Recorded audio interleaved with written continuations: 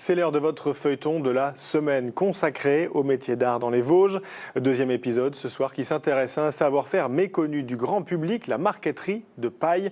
Jean-Claude et Xavier, amis depuis 2 décennies, en sont les fiers représentants. Sophie Valzecchi et Hélène Leplat. La marqueterie de paille, ou l'art de la patience et de la minutie, un matériau délicat.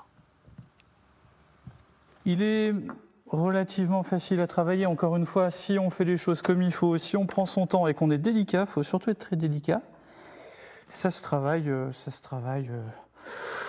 comme du bois, comme du plaquage.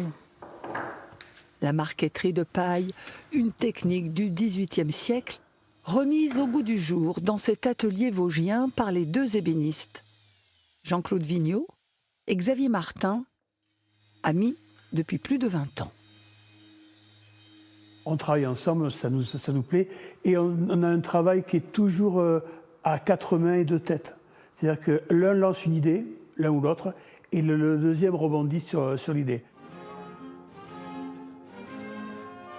La paille pour sublimer un pied de console ou un cabinet façon Louis XVI.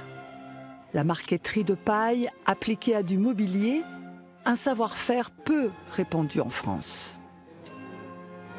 Il y a beaucoup de pratiquants sur des objets, sur des bijoux, sur de la tabletterie, beaucoup moins sur des meubles. Déjà, il faut le construire, le meuble, il faut le dessiner, il faut le construire, c'est fastidieux, c'est très long, et il faut avoir les projets aussi qui sont en rapport avec ça. La paille, une matière brute qu'il faut préparer. Achetée en fagot en Bourgogne, la paille de seigle doit être humidifiée pour l'ouvrir plus facilement. Donc voilà, ça c'est notre technique à nous, d'autres en ont. De toute façon, il n'y a pas de bonne technique. La seule bonne technique, c'est celle qui marche. Donc voilà, je fais une petite incision.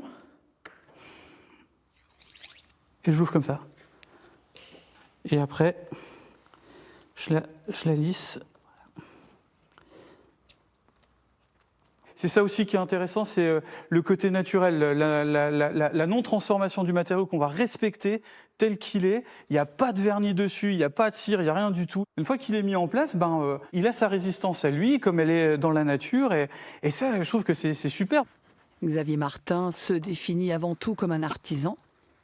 Un artisan, dit-il, qui essaie d'être un artiste.